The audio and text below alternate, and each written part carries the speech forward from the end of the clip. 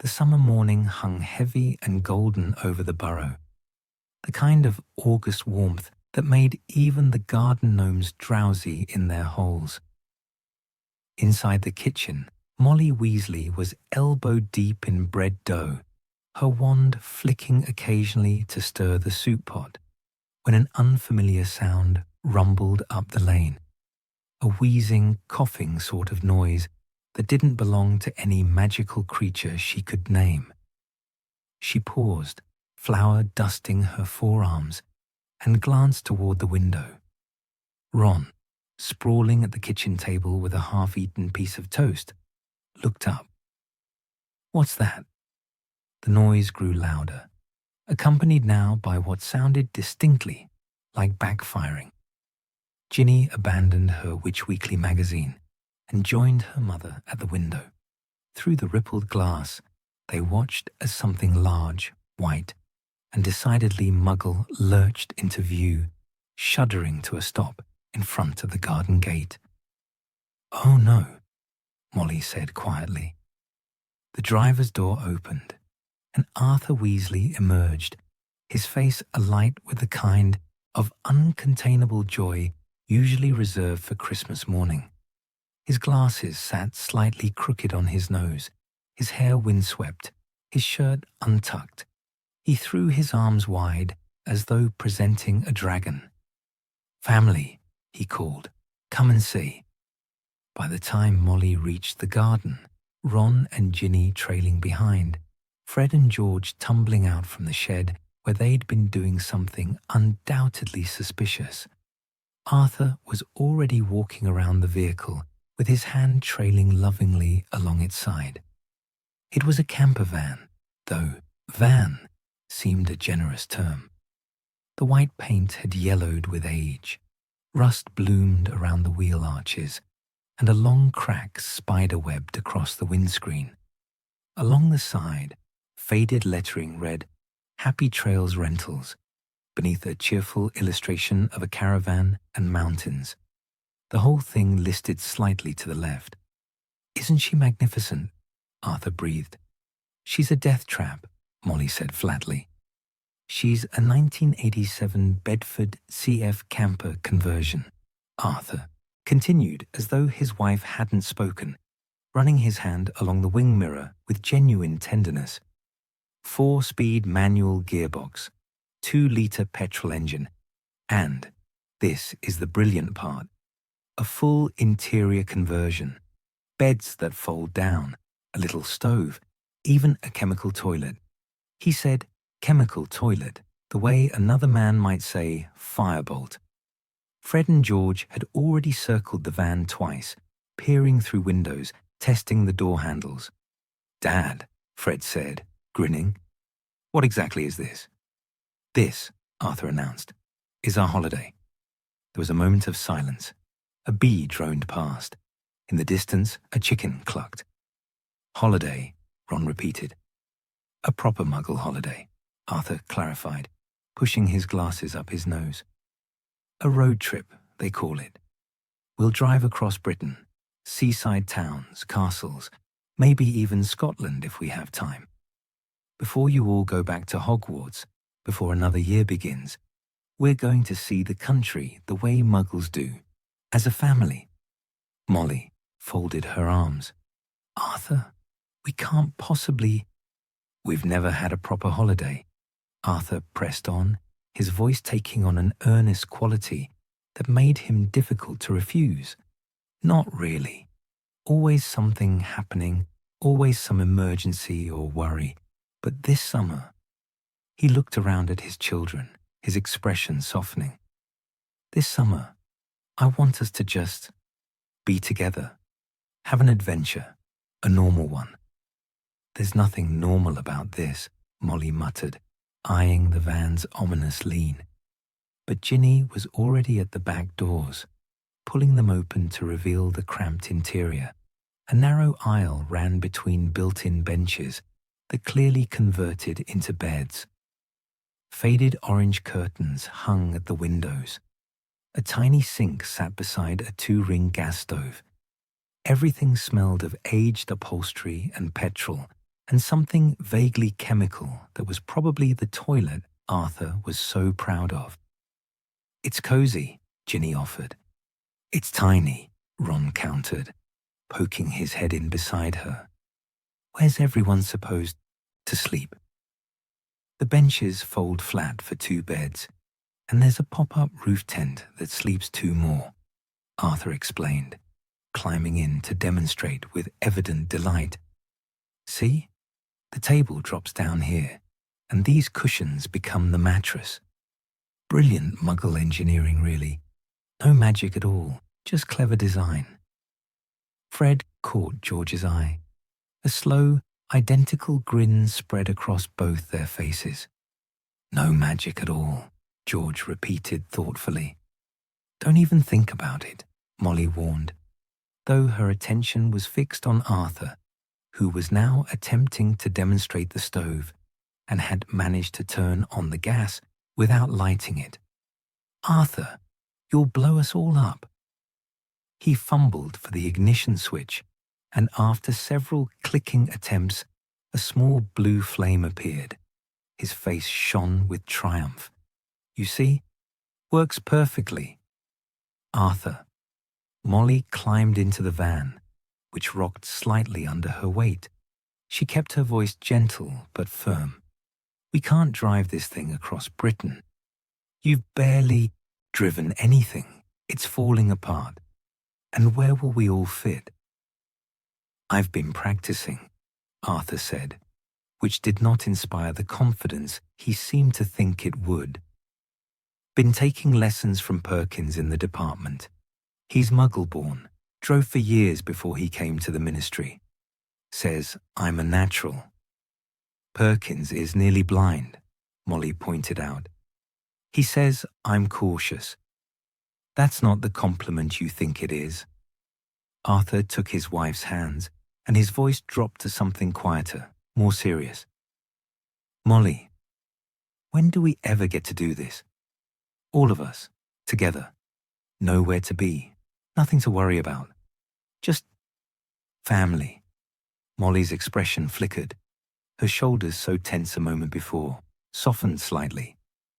She glanced back at their children, Fred and George now investigating the pop-up roof mechanism, Ron peering skeptically at the toilet cubicle, Ginny running her hand along the orange curtains with barely concealed excitement. "Percy's at the ministry all week," she said finally. "Bill and Charlie are abroad. It would just be the 4 of them. Harry too," Arthur added quickly. "I thought we'd collect him from his aunt and uncles, give the boy a proper summer holiday for once, and Hermione's parents said she could join us for part of the trip." Something in Molly's expression crumbled then, just a little. She looked at her husband, at his hopeful face and crooked glasses, and the barely controlled enthusiasm radiating from him like heat from a hearth. "How long?" she asked, sighing. Arthur beamed. "A week, maybe 10 days. And you promise you can drive this thing?" "Absolutely, mostly. Perkins says I only went through one hedge, and that was because a Muggle on a bicycle startled me. Arthur, I'll be careful. We'll take it slow. I promise." Molly closed her eyes briefly, then opened them with the air of a woman accepting the inevitable. "Fine, but I'm packing proper food. None of this Muggle service station nonsense you keep going on about. And if this van breaks down in the middle of nowhere, you're explaining it to the children." Arthur swept her into a hug, lifting her slightly off her feet. "You won't regret this." "I already do," Molly said, but she was almost smiling. The rest of the day passed in a flurry of preparation that felt, to Ron's mind, entirely excessive for what was supposed to be a casual holiday. Molly began pulling supplies from every cupboard: biscuits, cheese, apples, 3 different types of bread, enough crisps to feed an army. She conjured a large wicker basket and began layering things with the precision of someone constructing a defensive fortification. "Mum, we'll be gone a week, not a year," Ron pointed out. "You'll thank me when we're stuck somewhere with no food," Molly replied, adding another package of digestive biscuits.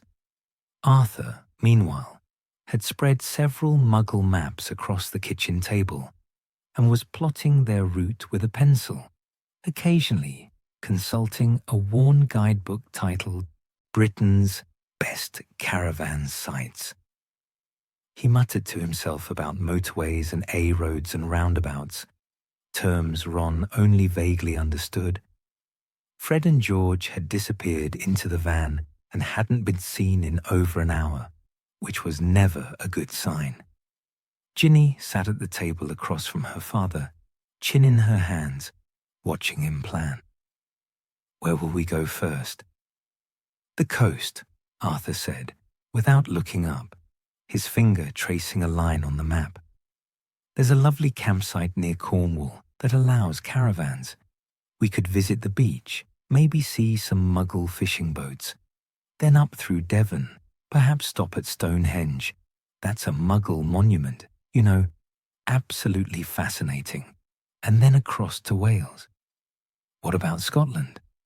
If we have time." Arthur glanced up, smiling. "Depends how the van holds up, and your mother's patience." From inside the van came a muffled bang, followed by Fred's voice saying, "That's not supposed to do that." Molly's wooden spoon froze mid-stir. "What are they doing to that van?" "Just exploring," Arthur said quickly, too quickly. Ron volunteered to investigate and found his twin brothers crouched in the narrow space between the benches, their wands out, examining the underside of one of the seats with great interest. "What are you doing?" Ron asked. "Nothing," they said in unison. "You've got your wands out." "Precautionary," George said. "We're just checking for structural integrity," Fred added. Ron didn't believe them for a second, but found he didn't particularly care. The prospect of a week crammed in this tin box with his entire family driving around Britain with his father at the wheel was already exhausting. Whatever Fred and George were planning, it would at least be entertaining. He climbed back out to find Molly standing with her hands on her hips, surveying the van with obvious mistrust. "It's leaning," she said. "It's always leaned," Arthur assured her. "That's just how it sits." "And that crack in the windscreen?" "Adds character." "Arthur." He took her hand again, his expression earnest. "It'll be wonderful, Molly, I promise. A real adventure." She looked at him for a long moment, then sighed the sigh of a woman who'd been married to Arthur Weasley long enough to know when resistance was futile. "I'm bringing my wand," she said finally. "Of course. And if anything goes wrong, we're coming straight home." "Absolutely." She didn't believe him, Ron could tell, but she also didn't argue further, which in the Weasley household counted as agreement. As evening settled over the burrow, the campervan sat in the garden like a slightly drunk uncle at a wedding. Out of place, questionable, but somehow already part of the family. Inside, Arthur sat in the driver's seat, hands on the wheel, making quiet vroom noises and practicing his gear changes, his face peaceful with contentment. Tomorrow, they'd collect Harry. The day after, Hermione would join them. And then they'd set off into Britain, a Aekar family in a dubious van, chasing Arthur Weasley's dream of a proper Muggle holiday. Ron, watching from the kitchen window, couldn't decide if he was dreading it or looking forward to it. Probably both. The morning Hermione arrived, The burrow was already in a state of controlled chaos. Molly had been up since dawn, triple-checking her provisions and muttering about forgetting things. Arthur was outside the van, consulting a manual titled The Complete Guide to Manual Transmission, with the concentration of a man defusing a bomb. Fred and George were suspiciously quiet in their room. Hermione stepped through the flue precisely at 9 o'clock, brushing soot from her sensible traveling clothes, jeans and a lightweight jumper, her bushy hair pulled back in a practical ponytail. She carried a small rucksack and, Ron noticed with resignation, what appeared to be several books. "Hermione, dear," Molly embraced her warmly. "So glad you could join us. Your parents got off to their conference, all right?" "Yes, Mrs. Weasley. They were very grateful you invited me."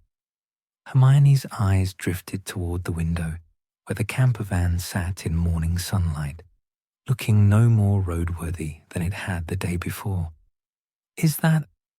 Are we really? "Don't start," Ron said. "I was just going to say it looks authentic." "It looks like it should be in a scrapyard," Ron muttered. Hermione bit her lip, clearly fighting a smile. "Well, it'll certainly be an adventure." They collected Harry an hour later, Arthur navigating the van through Little Whinging's tidy streets with the careful concentration of a man carrying nitroglycerin. He only mounted the curb twice and barely clipped Mrs. Nextdoor's recycling bin. Harry was waiting on the doorstep of number 4, Privet Drive, his trunk beside him, looking as though he couldn't quite believe his escape was real. When the camper van wheezed to a stop in front of the house, Arthur's parking job taking up approximately 1.5 spaces, Harry's face split into a grin so genuine it made Hermione's chest ache a little. The front door of the Dursley house remained firmly shut. A curtain twitched upstairs. "Harry," Arthur called, climbing out and immediately attempting to help with the trunk, which he lifted with slightly more magical assistance than was strictly necessary. "Ready for an adventure?" "More than ready," Harry said, and meant it. Getting Harry's trunk into the van required some creative rearranging of Molly's provisions, which she supervised with the intensity of a general positioning troops.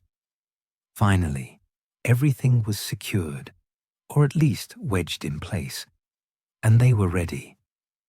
Ron and Harry claimed the back bench seat. Hermione took the other bench across the narrow aisle, already pulling out a book. Ginny squeezed in beside Hermione. Fred and George, who'd called the pop-up roof tent, were currently sprawled in the upper level, their feet dangling down through the opening. Molly settled into the passenger seat with visible reluctance, her handbag clutched in her lap as though it were a flotation device. "Everyone in?"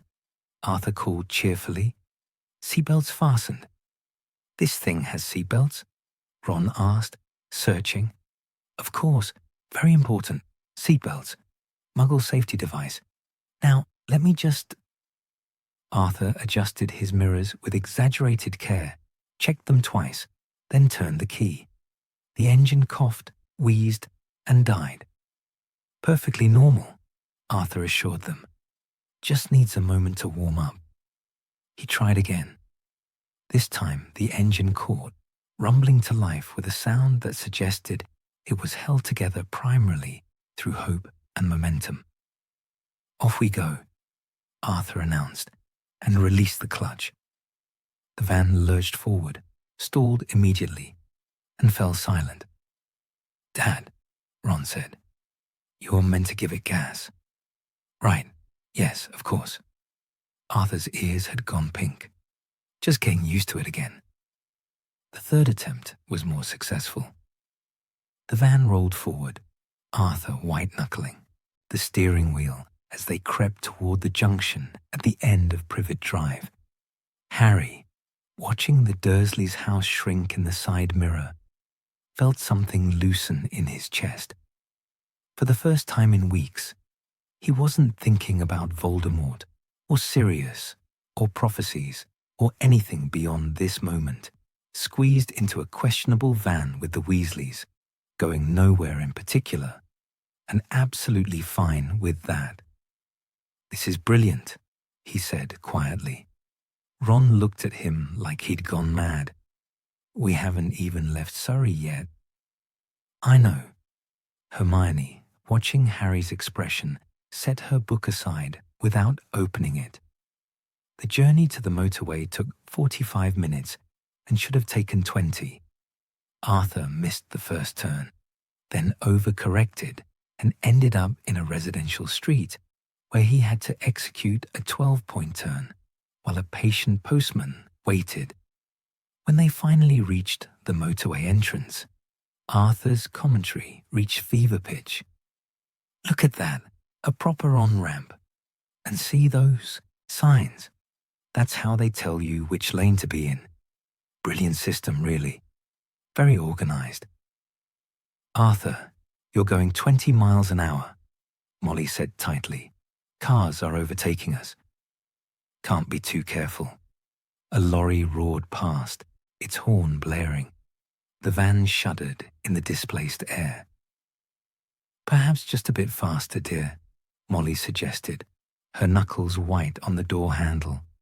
Arthur nodded and pressed the accelerator with the caution of a man approaching a hippogriff. The van picked up speed, 30, 40, finally 50 miles an hour. Other vehicles continued to stream past them, but Arthur seemed content with their stately pace. In the back, Ron had discovered that if he leaned too far to the left, the entire van tilted slightly. He demonstrated this to Harry, who found it more alarming than amusing. "Stop it," Hermione said, without looking up from her book. She'd finally opened it, something about British geological formations. "You'll tip us over." "Can't tip a van," Ron said, but stopped anyway. Fred's head appeared through the roof opening. "Is anyone else noticing that weird smell?" "That's petrol," Arthur called back proudly. "Internal combustion engine. Fascinating process, really. No, not petrol. Sort of electrical." George's head appeared beside his twins, like when you overcharge a wand. Everyone went very still. "No one's doing magic, are they?" Molly asked sharply. We agreed, no magic in the van. A chorus of innocent denials followed, perhaps a touch too quickly to be entirely convincing. The van began to slow. Arthur pressed the accelerator. Nothing happened. "That's odd," he muttered. The engine gave a peculiar hiccup, rallied briefly, then began to lose power. They were coasting now, Arthur steering toward the hard shoulder as other vehicles honked and swerved around them. "What's happening?" Ginny asked. "Just a small technical issue," Arthur said, though his voice had gone slightly high. "Probably just needs something." The van rolled to a stop. The engine ticked in the sudden silence. Arthur turned the key. The engine made a grinding sound that suggested it was deeply offended and had no intention of cooperating. "Right," Arthur said, opening his door. "Everyone stay here. I'll just have a look under the bonnet." Molly followed him out, her voice drifting back through the open door. "Arthur, do you even know what you're looking for?" "Engine," Arthur replied confidently. "Should be fairly obvious." Ron met Harry's eyes. "We're going to die on the side of the motorway, aren't we?" "Probably," Harry agreed, but he was smiling. Hermione had set her book down and was watching Fred and George with narrowed eyes. "What did you do?" "Nothing," they said together. "Don't lie to me. I know that look. Fred sighed. We might have added a very small, completely harmless enhancement charm to the radio. Which might, George continued, possibly be interfering with the electrical system. Might be, Hermione repeated, dangerously. Almost certainly is, Fred admitted, but only when we try to use it. Have you tried to use it? George got bored 10 minutes ago and a horn blared as a car shot past, close enough to rock the van. Through the window, they could see Arthur bent over the engine, his wand out, clearly debating whether fixing it magically would count as cheating. Molly appeared at the van's side door. Boys, out, now. Fred and George climbed down from the roof tent with the resignation of condemned men. Through the windscreen, they could see Arthur straightening up, looking puzzled. It's fixed itself, he called. Just started working again. Must have been vapor lock. Common in older engines, apparently. Hermione fixed Fred and George with a look that could have curdled milk. Remove the charm. Now. Before we end up stranded somewhere without a garage. Spoil sport, George muttered, but he pulled out his wand. A moment later, there was a small pop from the dashboard, and the smell of ozone faded. Arthur, blessedly oblivious, climbed back into the driver's seat, looking pleased with himself. See? Nothing to worry about. These old vans are tough as dragons. The engine started on the first try, purring, or rather rattling, smoothly. Arthur pulled back onto the motorway with only minor terror from his passengers, and they were moving again. Right, Molly said, twisting in her seat to address the van at large. I'm saying this once. No, magic, in the van. Is that absolutely clear? A murmured chorus of agreement followed. Good.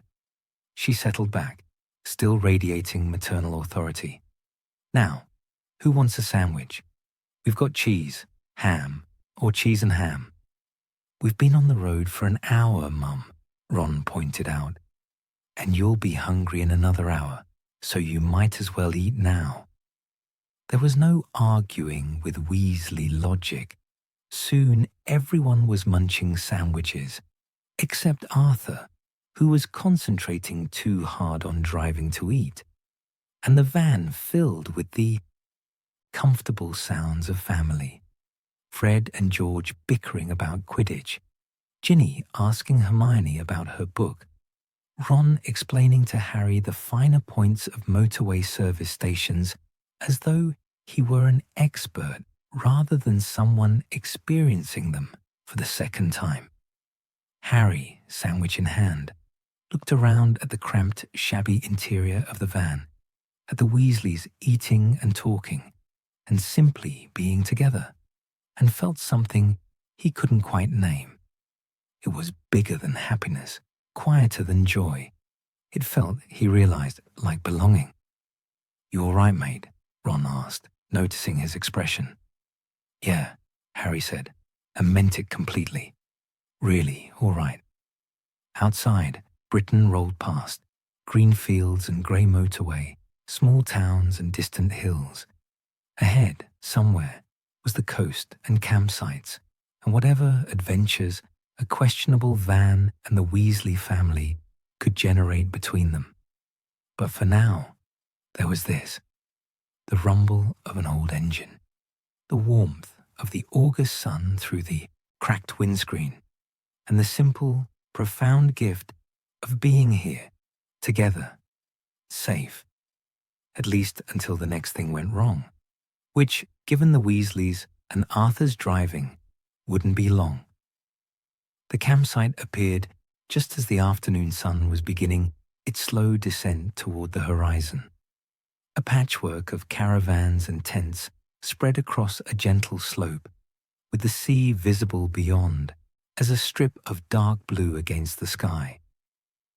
Arthur navigated the van through the narrow entrance, with only 2 attempts, the wheels crunching on gravel as they rolled past a weathered sign.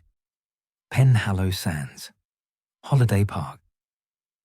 "Here we are," Arthur announced, his voice bright with satisfaction, despite the visible tension in his shoulders from 4 hours of motorway driving. "I remember this place. Brought Bill and Charlie here once. Must be, what, Molly? 15 years ago." 16, Molly said softly, gazing out at the familiar landscape. Charlie was barely 5, kept trying to convince us there were dragons in the rock pools. He wasn't entirely wrong about the crabs. Arthur chuckled. They were directed to a pitch near the edge of the site by a cheerful campsite warden who seemed utterly unsurprised by the van's condition or Arthur's somewhat creative parking job. Once stationary, and after Arthur had pulled the handbrake 3 times to be certain, everyone tumbled out, stretching cramped legs and breathing in the salt-sharp air. The sea called to them immediately. "Can we go to the beach?" Ginny asked, already bouncing on her toes. Molly surveyed the van's interior, the scattered sandwich wrappers, the displaced cushions, the general chaos of travel. "We should set up camp first, get organized." "Oh, let them go," Arthur said, already unlocking the van's rear doors. "We can sort this out. Been cooped up for hours. Go on, you lot. Stay together, mind the tide, back before dark." They didn't need telling twice. The path to the beach wound between clumps of seagrass and over dunes that still held the day's warmth. Harry crested the last rise and stopped, breath catching slightly. The beach stretched in both directions, a wide crescent of sand studded with rock pools and seaweed, the waves rolling in with a rhythmic hush that seemed to quiet everything else. "It's the same," Ron said, coming up beside him. "Looks exactly the same as when we came with Bill and Charlie. That rock there." He pointed to a large formation at the beach's far end. "That's where Charlie said he saw a sea serpent. Turned out to be a log." He cried when he realized, Ginny added, grinning, "for hours." Hermione had already spotted the rock pools and was making her way toward them with the focused interest of someone who'd been reading about British coastal ecosystems. Ginny followed, and after a moment's hesitation, a glance at Harry that seemed to ask permission, Ron went too. Harry stayed where he was, just breathing. He'd never been to a beach before. The Dursleys had taken Dudley to Mallorca once and left Harry with Mrs. Figg. And after that, there'd always been some reason he couldn't go anywhere.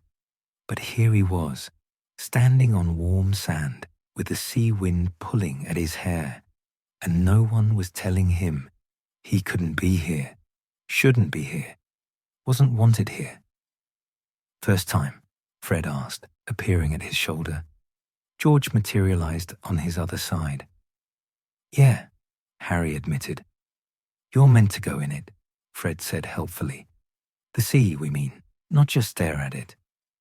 "Unless you're being philosophical," George added. "Then staring is appropriate." They pulled off their shoes and socks, rolled up their jeans, and waded in, the cold water making them yelp and laugh. Harry followed, the shock of it traveling up his legs, the sand shifting beneath his feet. A wave rolled in, larger than the others, and soaked them to the knees. "Brilliant," Fred declared, though he was shivering.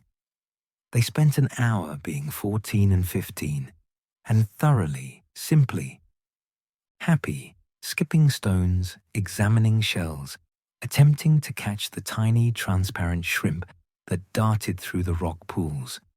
Hermione delivered a lecture on sea anemones that Ron bore with surprising patience. Ginny found a perfect spiral shell and tucked it carefully into her pocket.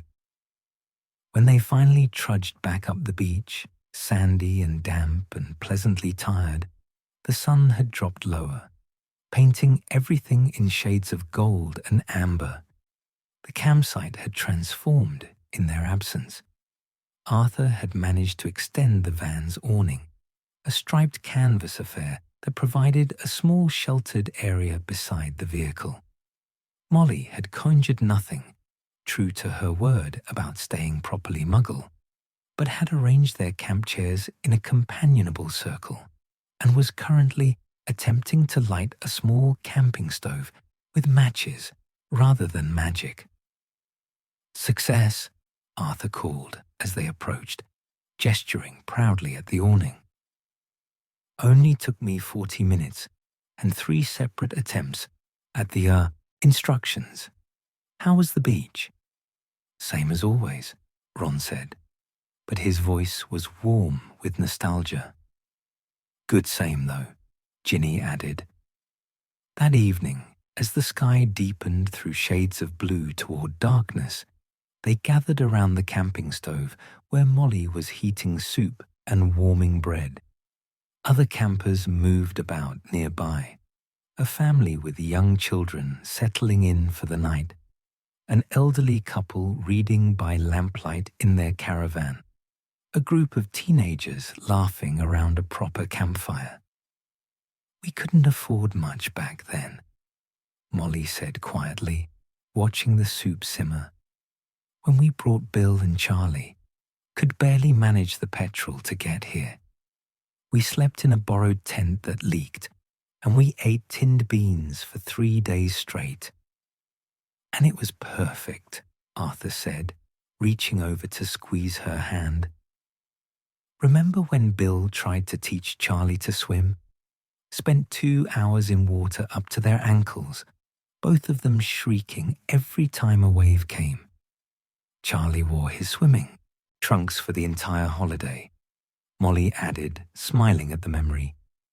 "Even to bed. Said he needed to be ready in case of aquatic emergencies." "That sounds exactly like Charlie," Ron said. Fred and George had gone quiet, a rare occurrence. "We don't really remember that trip," Fred admitted. "Were we even born?" "Just barely," Molly said. "You were babies. Slept through most of it in a pram, thank Merlin. Made everything slightly less chaotic." "Slightly," Arthur agreed, grinning. The stories continued as they ate. Tales of holidays past, of 7 children crammed into impossibly small spaces, of disasters narrowly averted and small triumphs celebrated. Percy, apparently, had once compiled a detailed itinerary for a day trip to Tinworth and burst into tears when it rained. Bill had been caught trying to curse the seagulls that kept stealing his chips. Charlie had, indeed, cried over the log.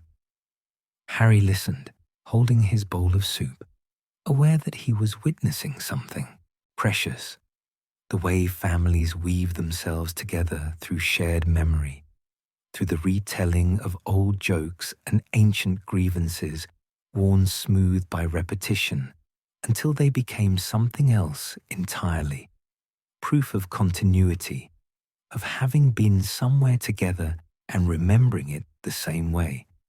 "Harry dear, you're miles away," Molly said gently. He blinked, startled.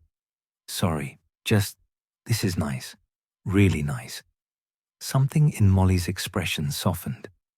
"You're part of it now, you know.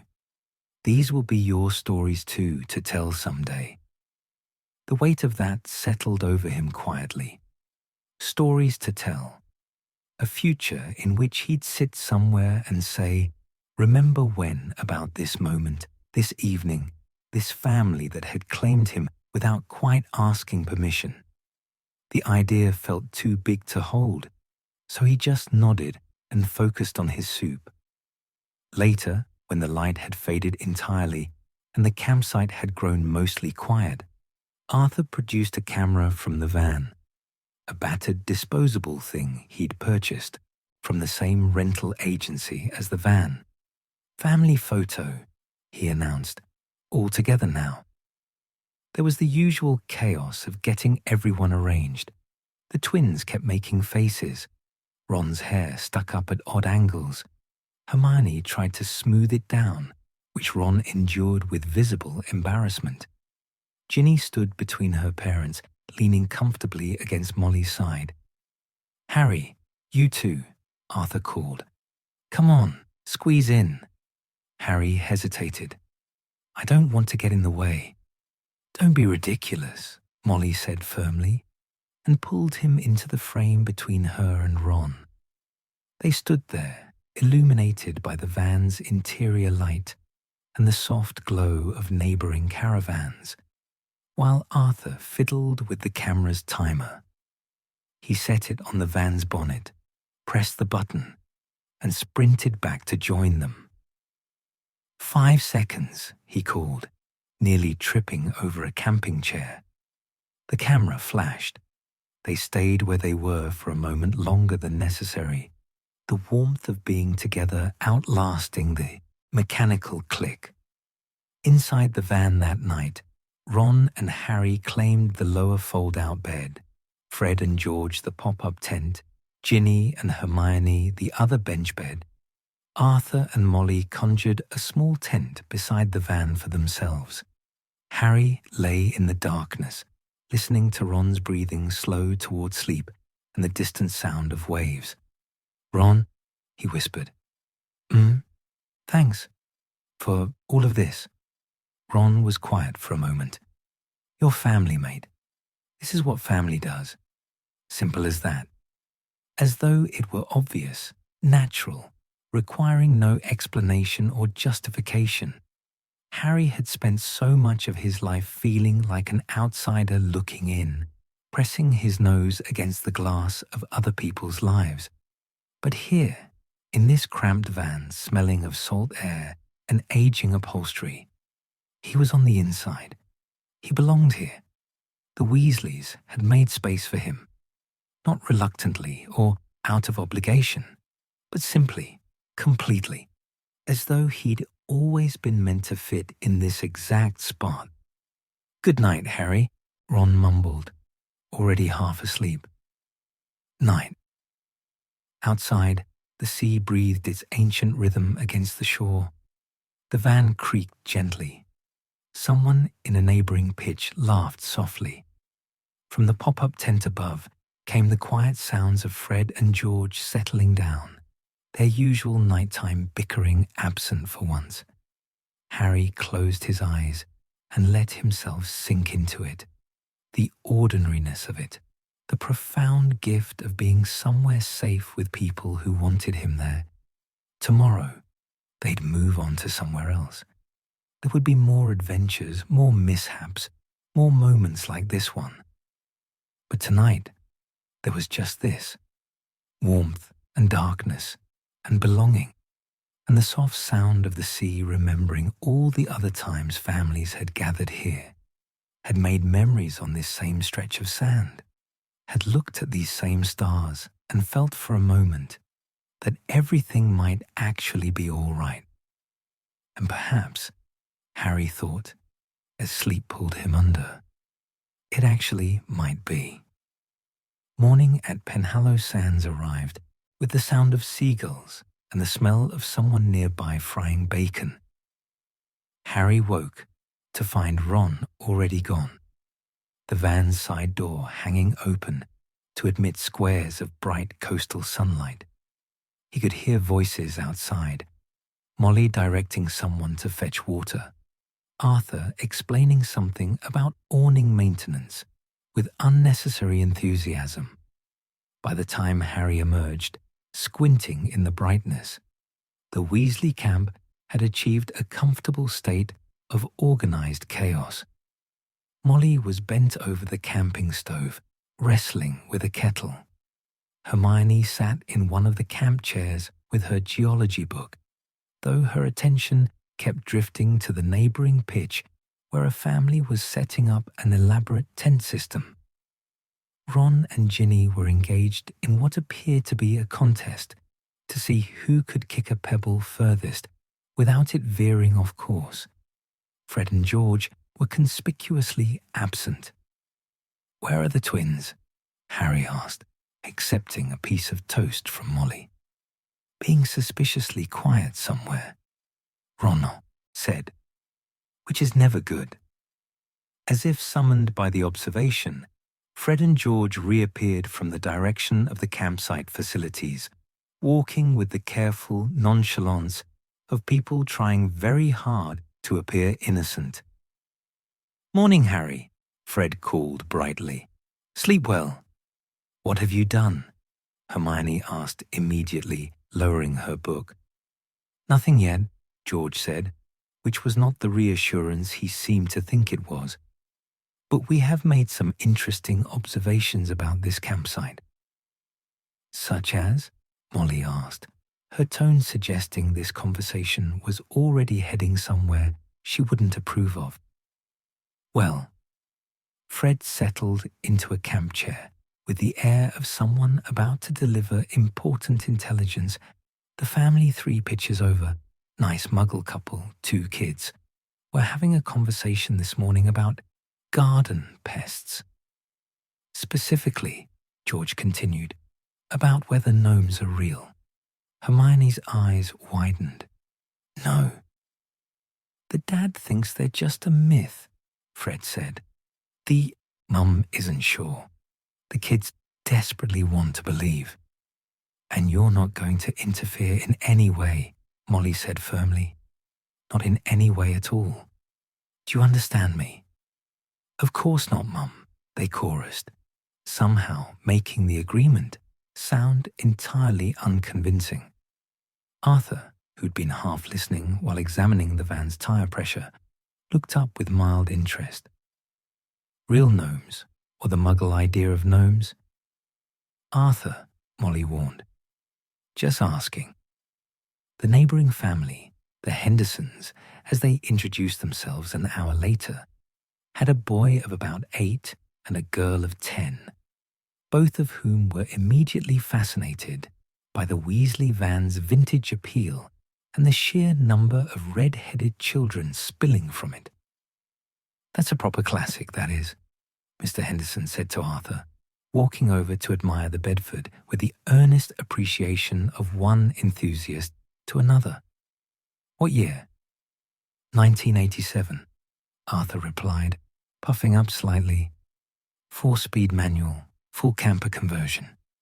Been giving us some lovely adventures so far."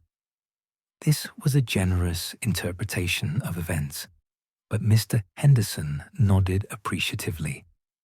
Mrs. Henderson was chatting with Molly about the best local beaches, while their children, Sophie and Tom, circled the Weasley group with barely contained curiosity. "Have you got any games?" Tom asked Ron hopefully. "We've got a football." Ron glanced at Harry, who shrugged. "Sure, all right." What followed was a demonstration that neither Ron nor Harry had any particular talent for football, despite Ron's theoretical understanding from watching Dean and Seamus at Hogwarts. Ginny, surprisingly, was rather good. Hermione declined to participate and instead helped Sophie collect interesting shells, though Harry noticed her occasionally glancing toward Fred and George with deep suspicion.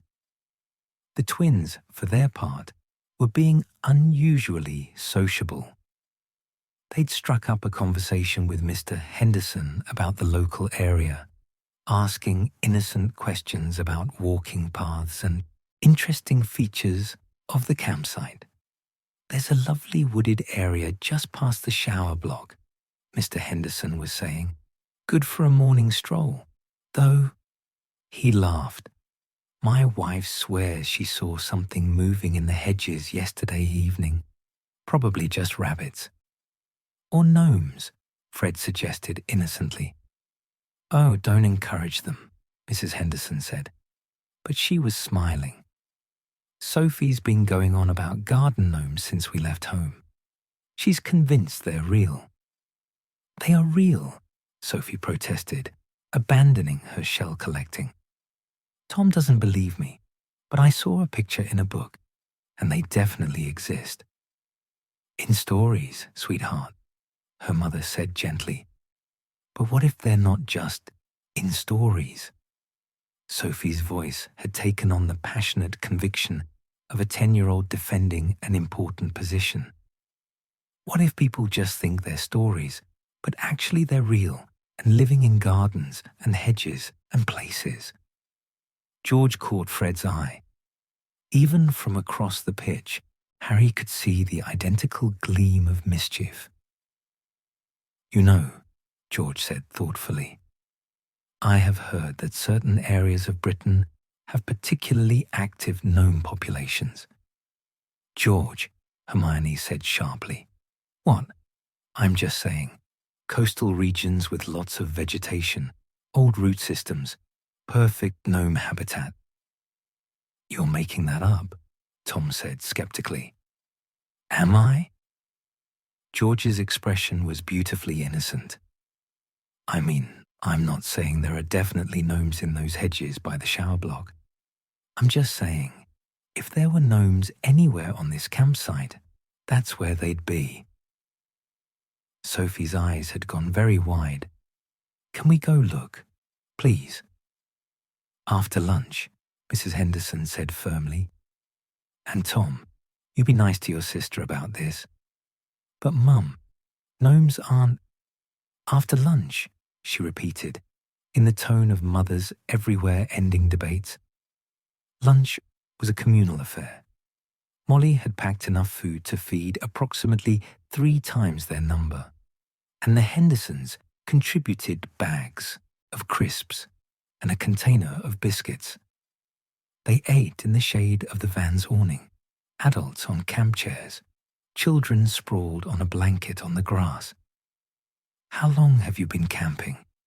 Mrs. Henderson asked Molly, passing around paper plates.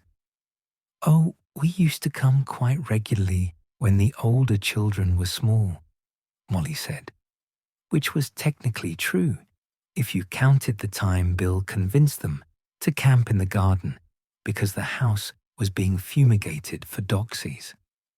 Money was always tight, but you don't need much for a good holiday, do you? Just family and fresh air. Harry, listening, felt that peculiar warmth again, the sense of being included in the collective family, of being part of the story Molly was telling. Arthur and Mr. Henderson had discovered a shared interest in mechanical things, though Arthur's enthusiasm for Muggle engineering occasionally led him into territory that required quick intervention from Molly. Fascinating how the combustion process works, Arthur was saying. The way the spark plug ignites the petrol vapor, almost like a small controlled explosion in each cylinder, makes you wonder if you could harness that principle for other applications, doesn't it? Portable devices, perhaps, or even nothing, Molly interrupted smoothly. Arthur gets very excited about engines. Can't blame him, Mr. Henderson said cheerfully. Beautiful bit of engineering, a good engine. After lunch, as promised, Sophie convinced her parents to walk with her to the hedge area. Fred and George volunteered to come along, ostensibly to help search. Hermione, recognizing disaster in motion, insisted on accompanying them. Ron and Harry, curious despite themselves, followed. Ginny came too, primarily to see what her brothers were planning. The hedges in question ran along the back boundary of the campsite, thick with brambles and late summer growth. They rustled in the breeze with a sound that could, if you were 10 years old and believed in gnomes, definitely be interpreted as suspicious movement. See? Sophie whispered, pointing. Something's in there. I know it. Probably just wind, Tom said, but he sounded less certain than before. Fred and George had wandered slightly ahead, apparently examining the vegetation with great interest. Harry saw George pull out his wand for just a moment, hidden from the Henderson family by his body, and make a tiny flicking gesture. A rustling sound came from deep in the hedge, then another. Something small and definitely not wind-related. Sophie gasped. "Did you hear that?" "Probably a bird," Mrs. Henderson said, though she was frowning slightly. Another rustle. Then, and Harry had to admire the twins' subtlety. A small shower of leaves fell from the hedge, as though something had disturbed them from inside. "There!" Sophie was practically bouncing. "Something's definitely in there." "Could be a rabbit," Mr. Henderson suggested, crouching down to peer into the undergrowth. "Or a hedgehog." "It's a gnome," Sophie insisted. "I know it is." Fred knelt beside her, his expression serious. "You know what? I think you might be right. See those small holes in the ground, and the way the roots are all disturbed. Classic gnome activity." "Fred," Hermione hissed. "What? I'm not doing anything, just making observations." George had positioned himself on the other side of the hedge, and Harry could see his wand hand moving in tiny, precise gestures. More rustling.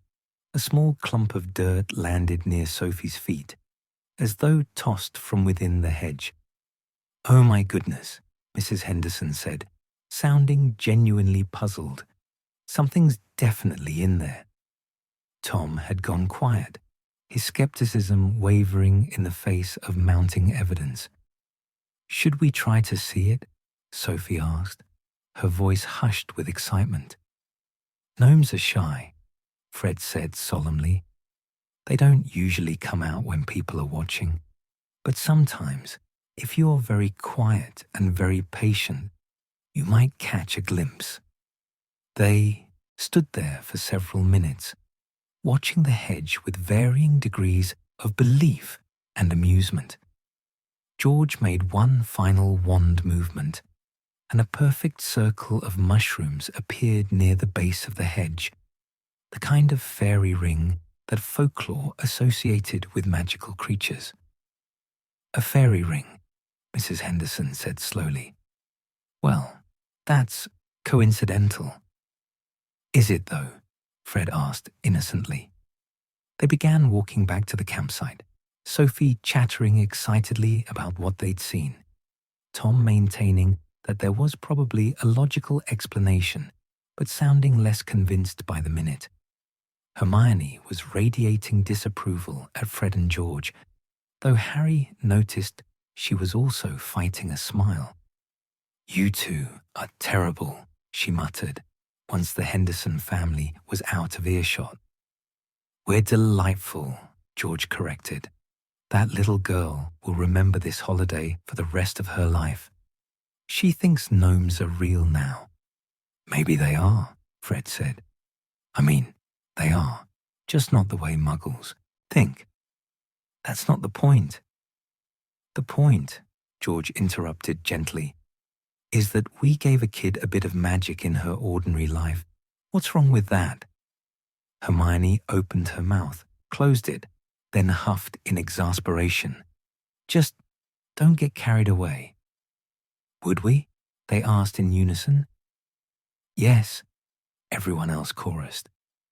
That evening, as the campsite settled into its nighttime rhythm, Harry noticed Arthur deep in conversation with Mr. Henderson by the latter's caravan. They appeared to be discussing tire pressure, though Arthur's enthusiasm had reached levels that suggested he was dangerously close to revealing the existence of magic through sheer excitement about Muggle mechanics. The Henderson children were playing near their tent, and Harry could hear Sophie telling Tom with absolute certainty that gnomes were real. She'd practically seen one, and when they got home, she was going to look for them in their garden too. "Mission accomplished," Fred said quietly, appearing at Harry's shoulder. You've probably traumatized her brother, Harry pointed out. Character building, George said, appearing on Harry's other side. Besides, belief in magic is never a bad thing. Even when it's based on your pranks? Especially then. They stood there for a moment, watching the campsite's small dramas unfold. Children playing, parents reading, someone attempting to light a barbecue while their partner offered increasingly frantic advice. "This is nice," Harry said, echoing his words from the night before. "Just normal holiday things, normal problems." "Van breaking down is normal?" Ron asked, joining them with a bag of crisps he was steadily working through. "For us it is," Ginny added. From the neighboring pitch, Sophie's voice carried across. "I'm going to be a gnome expert when I grow up." Fred and George grinned at each other, clearly pleased with their work. Hermione, sitting with her book but obviously listening, shook her head. "You're both ridiculous." "Thank you," they said together. As darkness settled properly over the campsite and the stars began appearing in gaps between clouds, Harry felt that sense of contentment again, deeper each time, as though it were accumulating, layer upon layer. These were the moments that would matter later, he sensed. Not the dramatic ones, not the life or death struggles that seemed to define so much of his life, but these, sitting with the Weasleys in a campsite, watching Fred and George cause harmless mischief, listening to Ron crunch crisps, feeling utterly, completely ordinary and happy about it. "Tomorrow," Arthur announced, emerging from his conversation with Mr. Henderson and looking tremendously pleased about something. "We're going to visit a pier. Mr. Henderson says there's one about 30 miles up the coast with proper amusement arcades. I've always wanted to try a slot machine." "Arthur, we can't spend money on," Molly began. "It's educational," Arthur insisted.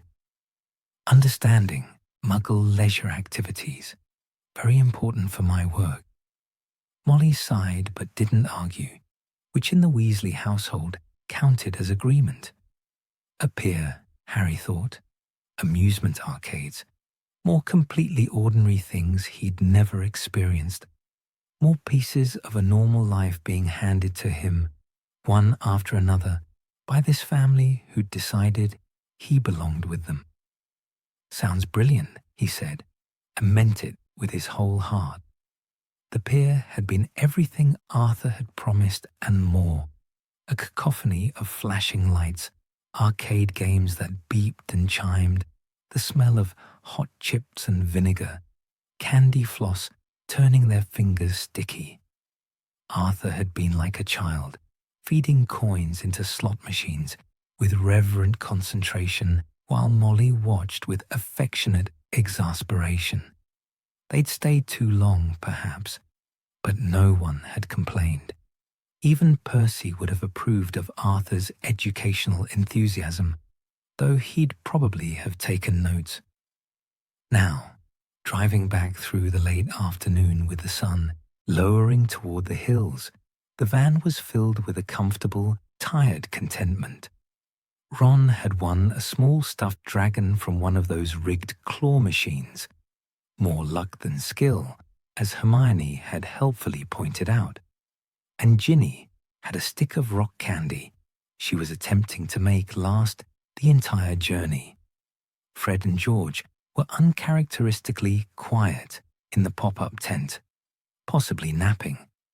Arthur hummed as he drove, something that might have been a Celestina Warbeck tune, but was sufficiently off-key to be unrecognizable. The van trundled along a country road, hedgerows tall on either side, the motorway long behind them. Then the humming stopped. "That's odd," Arthur said. Harry, who'd been half dozing against the window, opened his eyes. "What's odd?" "The engine sounds different. Sort of Reluctant.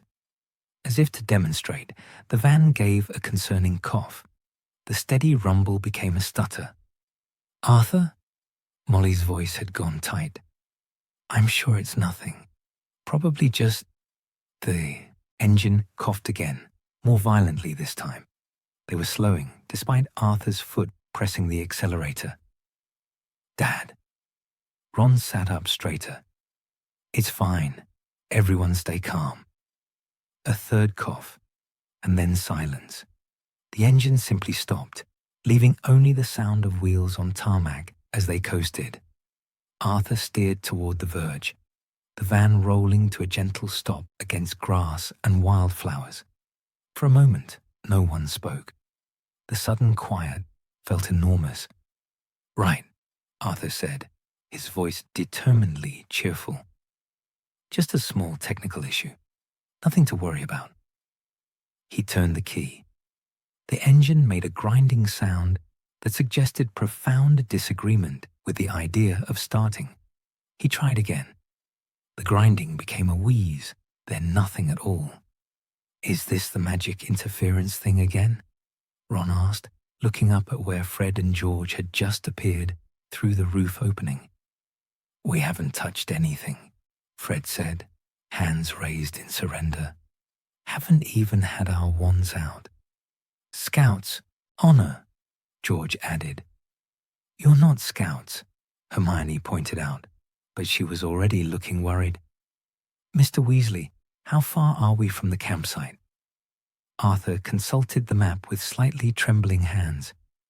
"About 40 miles, maybe 45. "Can you fix it?" Ginny asked. "I can certainly try." They all climbed out into the late afternoon. The road stretched empty in both directions, trees pressing close on either side. In the distance, over a field, Harry could see what looked like a lake glinting between hills. Arthur opened the bonnet and stared at the engine with the expression of someone who'd been presented with an ancient runes translation task.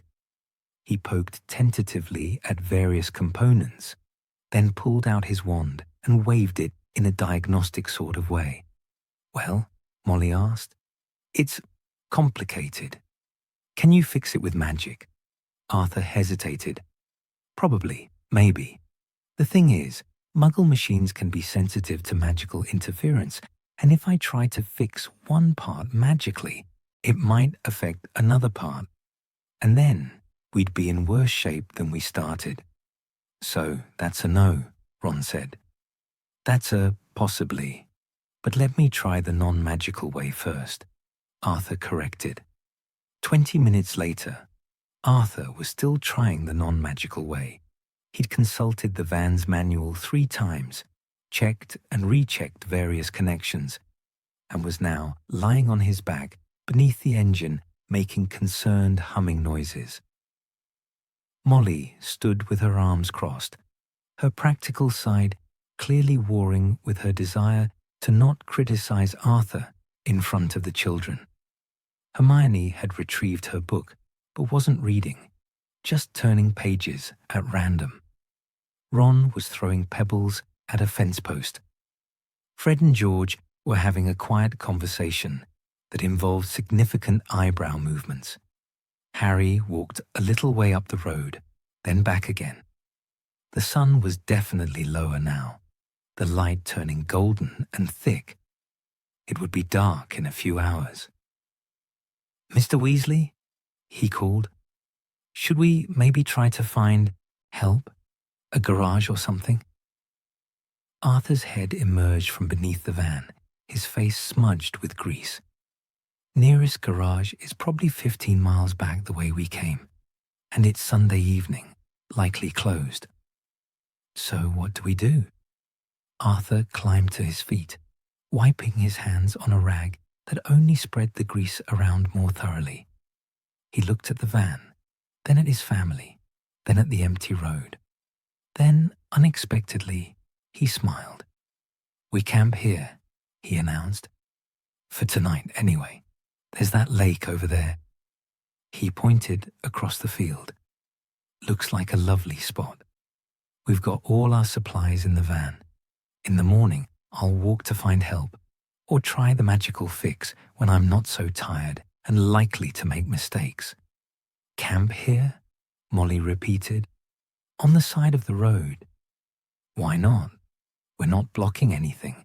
No one's come past in half an hour. And look, he gestured at the landscape around them. It's beautiful, peaceful. Might even be better than a campsite. No other people, no rules about quiet hours, just us and nature. Molly looked like she wanted to argue, then looked at the van's stubbornly silent engine, then at the lake glinting in the evening light. Her shoulders dropped slightly. Fine, she said. But if it rains, Arthur Weasley, I'm holding you personally responsible. As if summoned by the words, a fat drop of water landed on Harry's nose. The rain started gently, almost apologetically, but within 20 minutes it had committed to being proper rain, steady, soaking, the kind that found every gap in clothing and seemed determined to dampen spirits as well as skin. They'd hauled their supplies from the van and made a dash across the field toward a cluster of trees near the lake's edge that offered at least some shelter. Arthur levitated the heavier items with his wand, while Molly maintained they had to at least try to carry things normally. The compromise was Arthur using magic when Molly was looking the other way, and Molly pretending not to notice. By the time they'd established their makeshift camp beneath the trees, the largest one had branches that spread like a natural umbrella, keeping the worst of the rain off. Everyone was damp, slightly muddy, and hovering somewhere between laughter and frustration. Well, Fred said, water dripping from his hair, this is an adventure.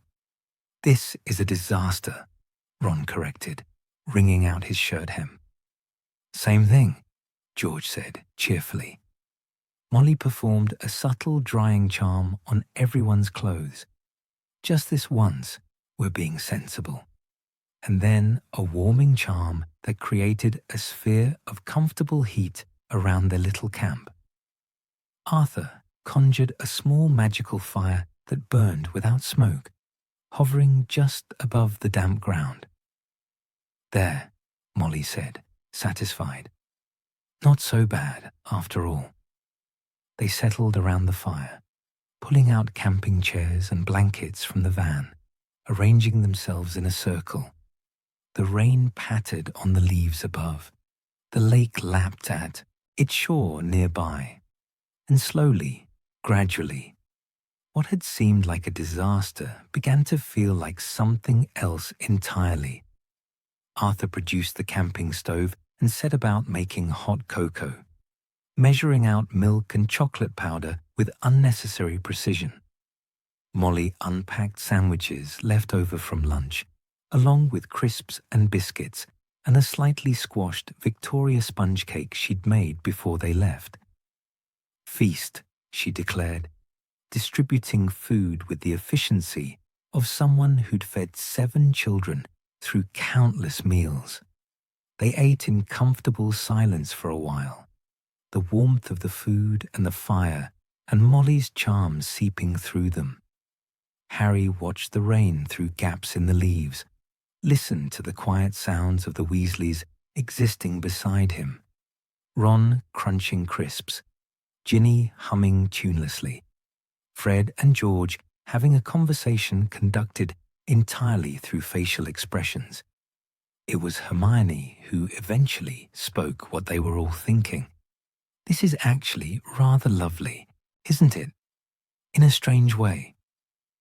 Lovely is one word for it, Ron said, but he was smiling slightly.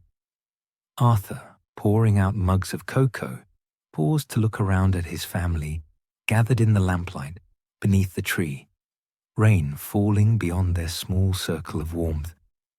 His expression had gone soft, almost wistful. You know, he said quietly. This reminds me of something. Before you lot were born, well, before most of you, Molly and I used to talk about the adventures we'd have, the places we'd go, the things we'd see. He handed out mugs, his hands gentle. Then life happened. Children happened, which was wonderful, don't misunderstand. But there was always so much to worry about. Bills to pay, mouths to feed, dangers to avoid. We stopped thinking about adventures. Molly reached over and squeezed his hand. But this, Arthur continued, gesturing around them, sitting here in the rain because our ridiculous van broke down, eating sandwiches under a tree. This is an adventure, not a grand one, maybe, not the kind you read about, but it's ours, and we're here together, and there's no emergency, no crisis, just this. The fire crackled softly. Rain pattered on leaves. I wanted this holiday, Arthur said, and his voice had dropped even quieter, because I wanted you all to have memories that weren't about fear, about darkness and war and loss. I wanted. He paused, and when he spoke again, there was something raw in his voice that Harry had never heard before. Things are going to get difficult again. I can feel it. We all can. There are shadows coming, and we'll face them because that's what we do, what we have to do. But before that happens, I wanted us to have this time together, laughter, ordinary happiness, something to remember when the darkness comes, something to hold on to. The silence that followed was different from before, heavier, truer. Fred and George, who were never serious about anything, sat perfectly still. Ron was staring at his father with an expression Harry couldn't quite read. Ginny had gone very quiet, her fingers wrapped tightly around her mug. Hermione's eyes were suspiciously bright. It was Molly who spoke, her voice gentle but firm. Then that's what we'll do. We'll remember this. The terrible van, the breakdowns, the rain, Fred and George's gnome nonsense, all of it. We'll remember being together, being happy, being safe. Being ridiculous, Ron added, trying for lightness. That too, Molly agreed, smiling through what might have been tears. Harry sat very still, his cocoa warming his hands, and felt something shift inside his chest. Arthur hadn't said Voldemort's name, hadn't needed to. They all knew what darkness he meant, what shadows were gathering. And Harry knew, with the certainty of someone who'd already faced that darkness twice, that Arthur was right. Things would get difficult, dangerous. People would die. But here, now, in this moment, they were together. They were safe. And the Weasleys had brought him into this, had made him part of their circle, their memories, their love. Thank you, he said, and his voice came out rough, for bringing me, for everything. Molly made a sound that was half laugh, half sob, and pulled him into a fierce hug. Oh, Harry, your family. This is where you belong. Ron reached over and punched his shoulder lightly. Obviously, mate. The rain began to ease, the steady drumming softening to a gentle patter. Through gaps in the clouds, early stars were appearing. Later, when the rain had stopped entirely and the clouds had cleared to reveal a sky full of stars, they moved out from under the tree to sit by the lake's edge. The grass was damp, but Molly conjured cushions, and they arranged themselves in a loose semicircle, looking up at the vastness above. There's Cassiopeia, Hermione said, pointing, the W shape. And Andromeda, Arthur added. Just there, see? 5 stars in a line. They lay there picking out constellations, some real, and some invented by Fred and George, who insisted there was definitely one called the Bent Spoon. and another named Gregory the Nearly Hedgehog. Even Ron, who'd failed astronomy spectacularly in his exams, joined in, making up elaborate stories about the star patterns. Harry had never spent time just looking at stars before. At Privet Drive, he'd rarely been allowed outside after dark. At Hogwarts, astronomy was work, not pleasure. But here, lying on cushions between Ron and Ginny, listening to the Weasleys' gentle bickering about which constellation was which, he felt something like peace settle over him. "Shooting star," Ginny said quietly. They all looked, a bright streak across the darkness, there and gone in a heartbeat. "Make a wish," Molly said softly. Harry closed his eyes and wished, though he wasn't sure exactly what for. Safety? Happiness?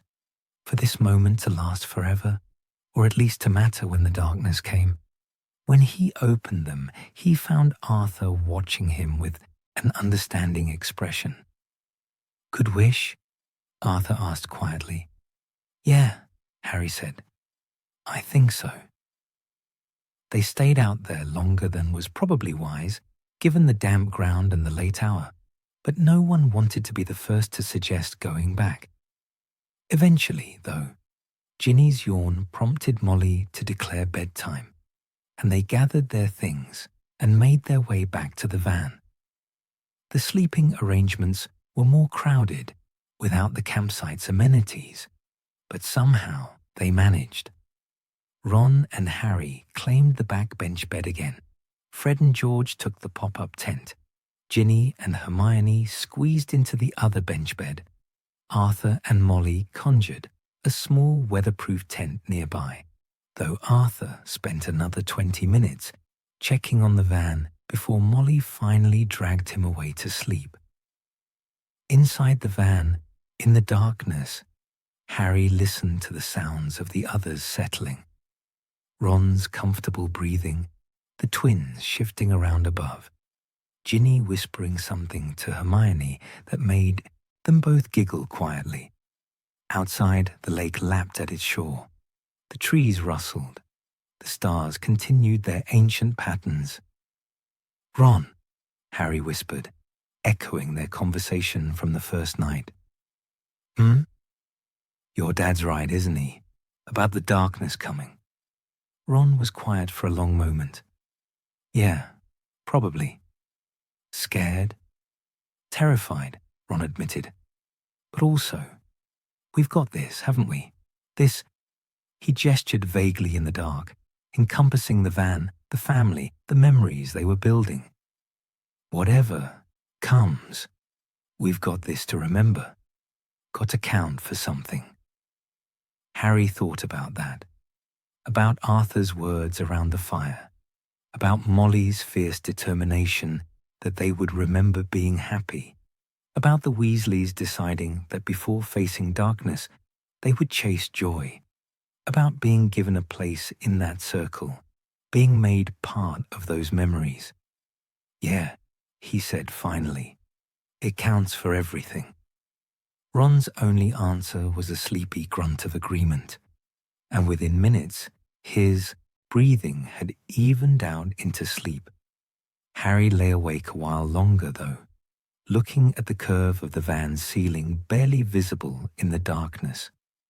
Tomorrow, Arthur would fix the van, one way or another, and they'd continue their journey. More adventures, more mishaps, more moments of ordinary happiness strung together like lights against the dark. But tonight, they'd broken down, gotten rained on, and made it perfect anyway. They'd sat around a magical fire and spoken true things, had lain under stars and made wishes, had been together and safe and loved. And when the darkness came, because it would come, Harry knew that with bone-deep certainty, he would remember this, would hold it close like a light in the dark, would know that once, for a few perfect days, he'd had a family and a holiday and the simple, profound gift of belonging. Outside, a slight breeze stirred the trees. The lake whispered to its shore. The stars wheeled overhead, ancient and patient. And in the cramped, beloved shelter of a broken-down camper van, surrounded by Weasleys, Harry Potter finally slept and dreamed of nothing but peace. Morning arrived with birdsong and the smell of damp earth, sunlight filtering through the trees in golden shafts that made the previous night's rain seem like something from a dream. Harry woke to find Ron already gone and voices outside the van, Arthur's excited tone, suggesting he'd had some breakthrough with the engine. By the time Harry emerged, squinting in the brightness, Arthur was bent over the van's open bonnet with an expression of deep concentration, his wand moving in small, precise patterns. Molly stood nearby with her arms crossed, watching with the air of someone who decided to permit rule-breaking if it meant getting back on the road. "Morning, Harry," she called. "There's bread and jam on that blanket. Help yourself." The makeshift breakfast was spread out on one of Molly's conjured blankets. Bread, jam, apples, and a thermos of tea that was somehow still hot despite having been poured an hour ago. Hermione and Ginny were already eating, both looking remarkably well-rested considering they'd spent the night on a narrow bench in a van. "Is your dad fixing it with magic?" Harry asked, accepting a slice of bread from Hermione. "Trying to," Ron said, emerging from the trees where he'd apparently been washing his face in the lake.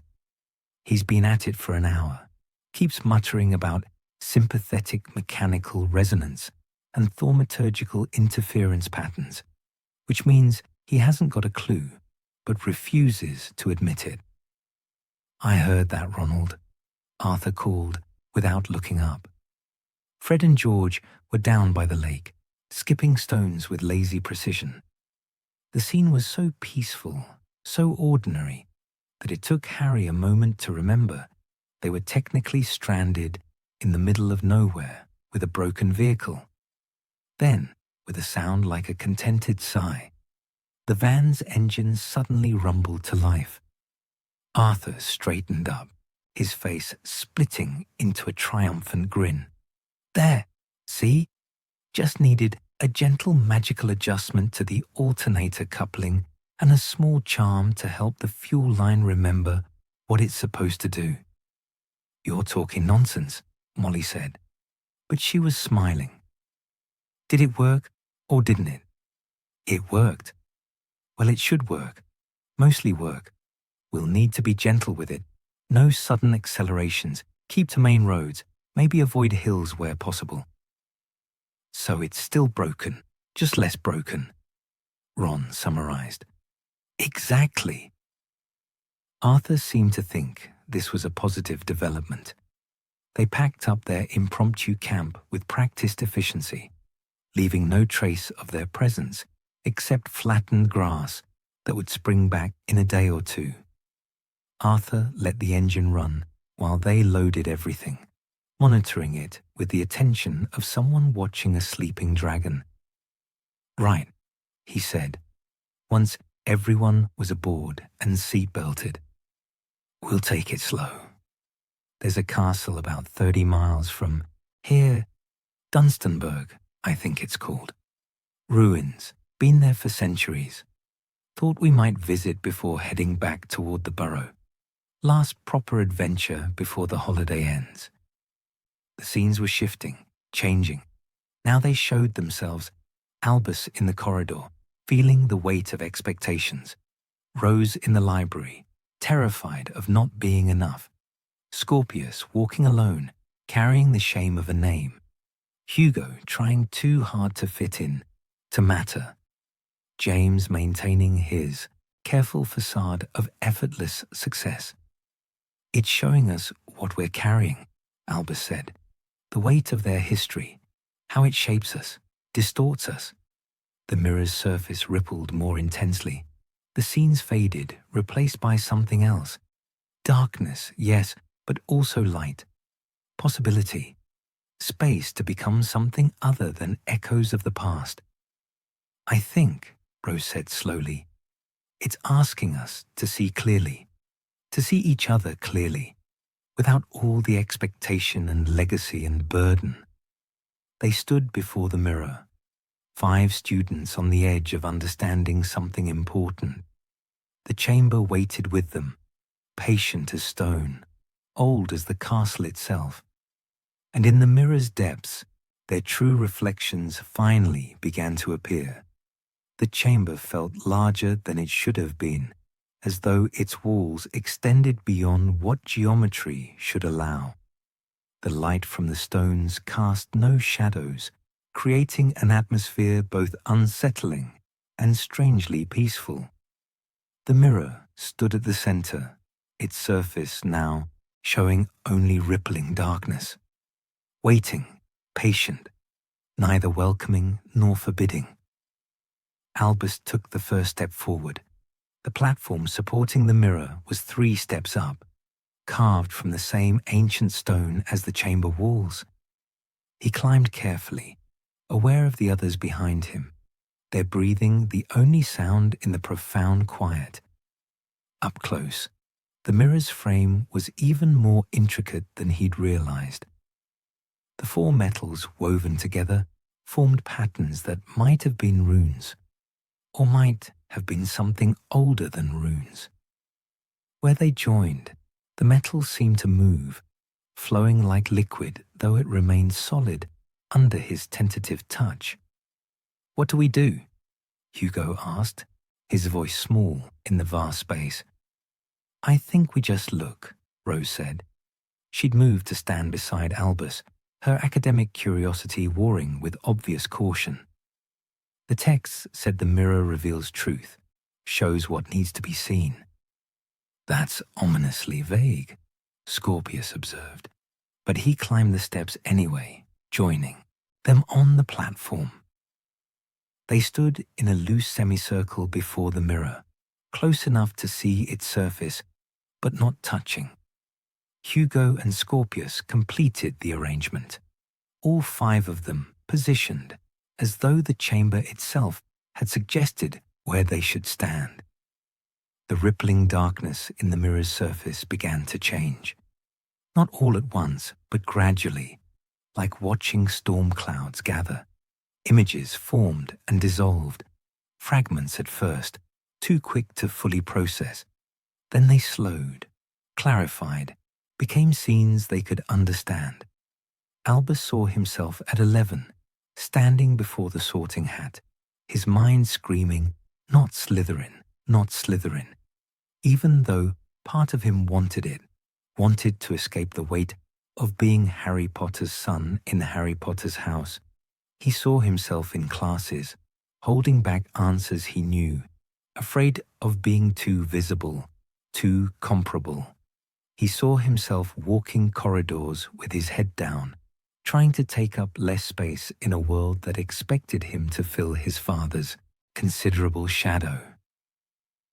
"I see it too," Hugo said quietly. "Your memories. Are you seeing mine?" Albus nodded. In the mirror, Hugo appeared at the Weasley family gatherings, surrounded by accomplished relatives, trying to make jokes that would land, trying to be noticed for something other than whose brother or cousin he was, failing, fading into the background while others shone. Rose's scenes were there too, late nights in the library, essays rewritten compulsively, the constant calculation of whether she was doing enough, being enough. Her mother's face when Rose mentioned the acceptable grade, that carefully neutral expression that somehow conveyed disappointment more clearly than anger would have. Scorpius walking through Hogwarts alone, the weight of portraits stares, whispered conversations stopping when he approached, his father's careful instructions about behavior, about proving himself, about carrying a name that had been stained by darkness and wouldn't be clean in his lifetime, or perhaps ever. And James. This surprised Albus. James in the prefect's bathroom. His confident facade dropped, shoulders slumped with the exhaustion of maintaining it. James lying awake in his dormitory, afraid of the moment he'd inevitably fail, when everyone would realize he wasn't actually as effortless as he seemed. It's showing us how we see ourselves, Rose said, her voice unsteady, and how we see each other. The mirror's surface rippled more intensely. The scene shifted, moving backward in time. Now they saw their parents, younger, their ages, or close to it. Harry Potter at 15, 16, carrying the weight of prophecy and responsibility he hadn't asked for. Hermione Granger, studying desperately, trying to prove a Muggle-born could excel, could belong, could matter. Ron Weasley, overshadowed by brilliant friends and accomplished brothers, feeling inadequate and trying to hide it. Draco Malfoy at 16, trapped between impossible expectations and growing horror at what those expectations demanded. Terrified, alone, making choices he didn't want to make because he couldn't see any other path. They carried it too, Scorpius said, something like wonder in his voice. The weight, the expectations, they were just like us. But they didn't let it stop them, Hugo said. They still fought, still saved everyone. Did they have a choice? Albus asked. When Voldemort is actually trying to kill you, when the war is actually happening, you don't get to opt out. You don't get to say, I'm not brave enough, or I'm not smart enough. You just survive, or you don't. The mirror showed more now, the war itself, but not the grand battles and heroic moments that everyone talked about. Instead, it showed the small, private moments. Harry crying in an abandoned classroom, overwhelmed. Hermione's hands shaking as she modified her parents' memories. Ron returning to his friends after leaving, terrified they wouldn't forgive him. Draco unable to identify. Harry at Malfoy Manor, making a choice that could have killed his entire family. Fear, doubt, shame, courage that looked more like stubbornness, like the inability to give up even when giving up would be easier. They were scared, Rose said softly. The whole time. They were just as scared as we are. The scenes faded, the mirror's surface cleared, and for the first time, it showed them their actual reflections, but different somehow, clearer, less distorted by the lenses through which they usually saw themselves and each other. Albus looked at his reflection and didn't see Harry Potter's inadequate second son. He saw someone who'd been trying so hard not to be something that he'd forgotten to figure out what he actually was. Someone who had his own strengths, quieter than his father's, less visible, but real nonetheless. Beside him, Rose saw herself without the crushing overlay of her mother's accomplishments. Smart, yes, but smart in her own way. Not a copy or a continuation, but a separate person entirely. Hugo saw someone who didn't need to be extraordinary to matter. Someone whose steadiness, whose loyalty, whose effort to understand others had value independent of spectacular achievement. Scorpius saw himself without the constant shadow of his family's history, not defined by what his grandfather did, what his father couldn't prevent. Just Scorpius, who worked hard, who tried to be kind, who carried pain with dignity. And James. They could all see James now, even though he wasn't there. Saw someone who could stop performing, who could admit struggle, who could be human instead of heroic. It's asking us to see clearly, Albus said, to see ourselves without all the distortion, without the legacy and expectation and weight. Can we? Hugo asked. Is that even possible? Our families are part of who we are. We can't just stop being their children. No, Rose said slowly. But maybe we can stop letting their stories be the only story. Maybe we can start writing our own. The mirror's surface rippled again, more gently this time. The light in the chamber seemed to warm, though its source remained unchanged. Something in the atmosphere shifted, not dramatically, but noticeably, like pressure releasing, like breathing out after holding breath too long.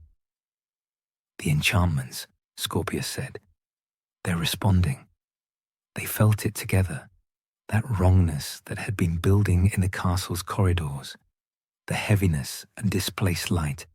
It was easing, flowing toward the chamber, toward the mirror, like the castle was exhaling something it had been holding.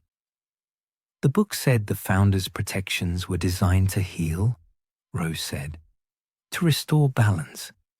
This is what it meant. The mirror isn't just showing us truth. It's helping us release what we've been carrying that was never ours to carry. Generational trauma, Albus said, understanding clicking into place. That's what activates it, not external threats or dark magic, but the weight of history that gets passed down, that distorts how people see themselves and each other. The castle sensed it building in us and responded. Because we're their children, Hugo said. The children of both sides of the war. Gryffindors and Slytherins. Heroes and Death Eaters. All that unresolved tension, all that complicated history, we inherited it. And we've been trying so hard to live up to it, or live it down, or just live with it, Scorpius added, that we forgot we could just live. They stood in silence, watching their reflections in the mirror. The images remained clear, unadorned by the weight they usually carried. It felt strange, lighter, almost uncomfortable in its simplicity, like removing a heavy coat worn so long that its absence felt wrong even when it was relief. What happens now? Hugo asked. Do we just go back to normal? Pretend none of this matters? I don't think we can pretend anymore, Rose said. But maybe that's the point. Maybe we stop pretending. Stop performing being who everyone expects and start being who we actually are. That sounds good in theory, Scorpius said quietly, but tomorrow I'll still be a Malfoy. People will still judge me by my name. Let them, Albus said. You know who you are now. Let them figure it out in their own time. Easy for you to say. You're Harry Potter's son. Exactly. I'm Harry Potter's son, not Harry Potter's clone. I'm allowed to be different. We all are. Rose was nodding. The war ended almost 30 years ago. Our parents moved on. They have lives, careers, families. They're not still fighting it. Why are we? Because everyone else is still fighting it through us, Hugo said. The expectations, the comparisons, the way people treat Scorpius differently because of his grandfather, that's all them, not us. Then maybe we need to stop accepting that, Albus said. Stop letting other people's inability to move forward determine how we live. The mirror's surface began to calm, its ripples slowing to stillness. The clear reflections remained, but something else appeared behind them, not replacing them, but adding depth. They saw possibility, futures unwritten, shaped by their own choices rather than their families' histories. Different paths, different selves, all equally valid, all equally theirs to choose. It's showing us what we could be, Rose breathed, if we let ourselves. they watched in silence. Albus saw himself confident in ways that had nothing to do with being Harry Potter's son. Teaching, maybe, or healing. Something that helped people, but quietly, without spectacle. Rose saw herself pursuing knowledge for its own sake, rather than to prove worthiness. Happy in discovery rather than constant striving. Hugo saw himself settled, content, valued for steadiness rather than brilliance. Scorpius saw himself trusted, welcomed, his name finally carrying his own meaning rather than his family's stain.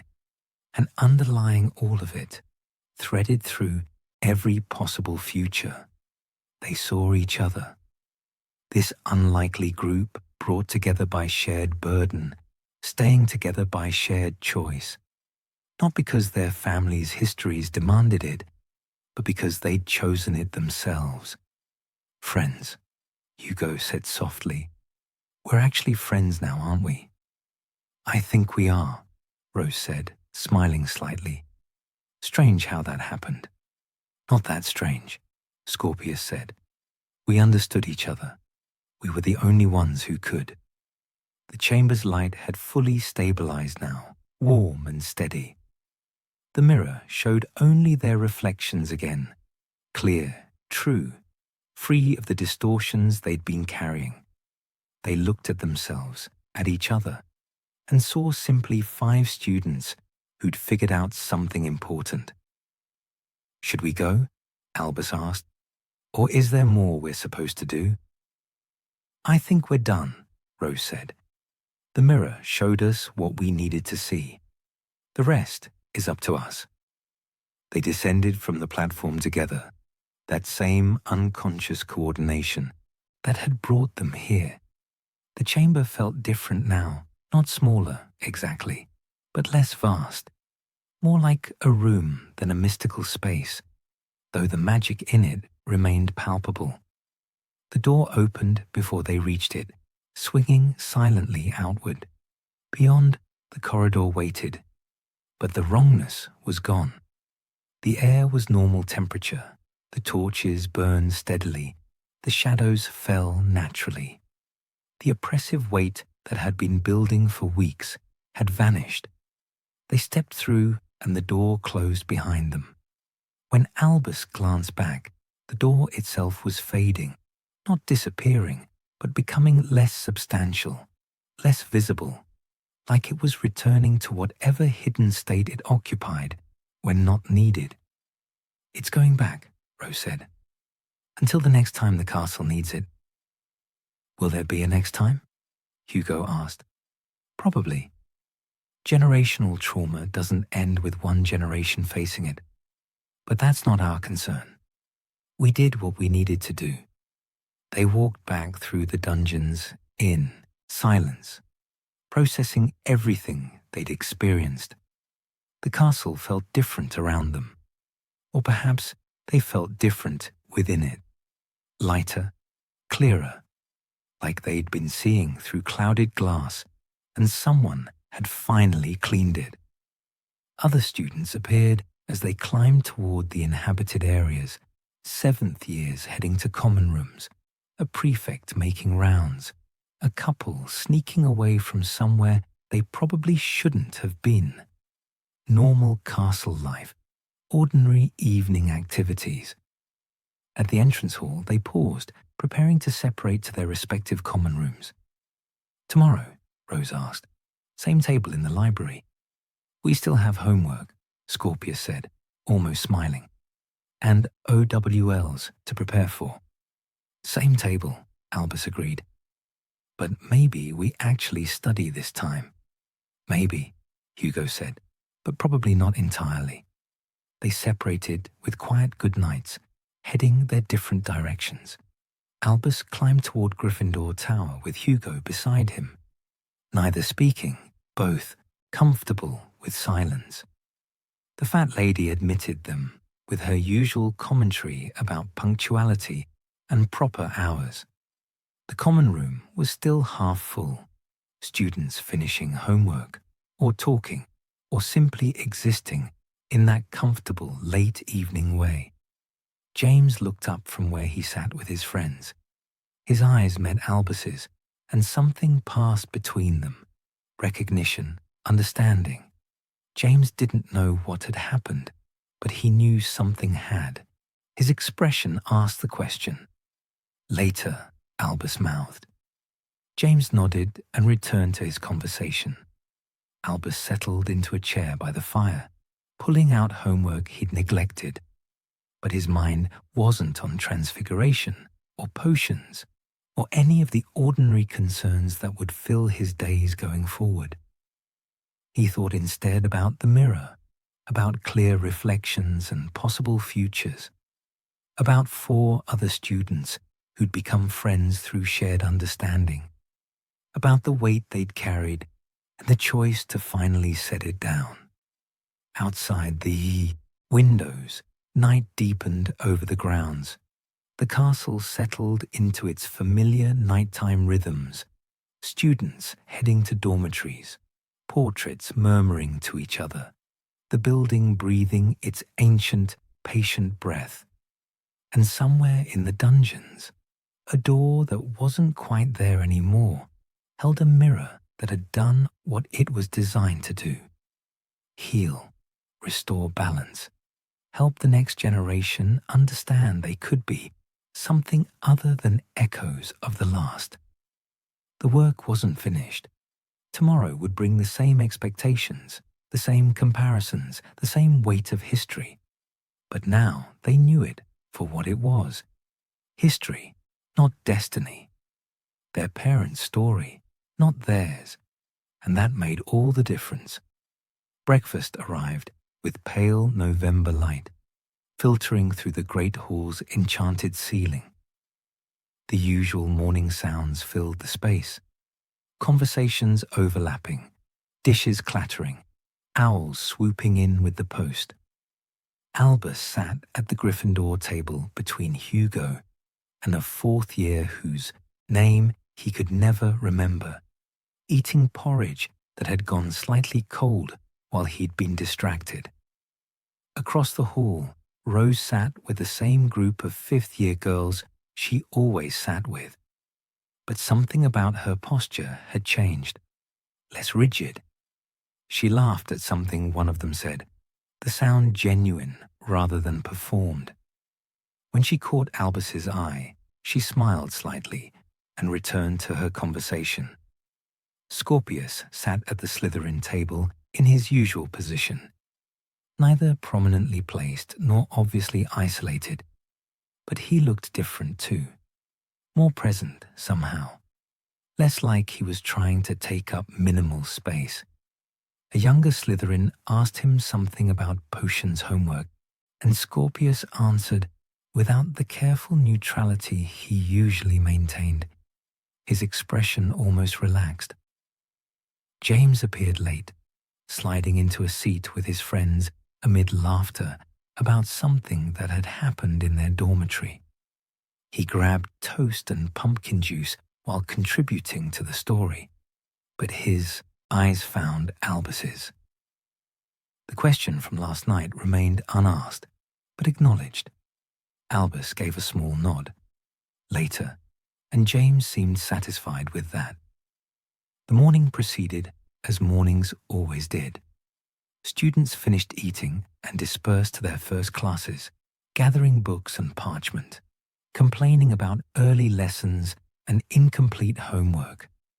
The great hall gradually emptied, leaving only stragglers and those with free first periods.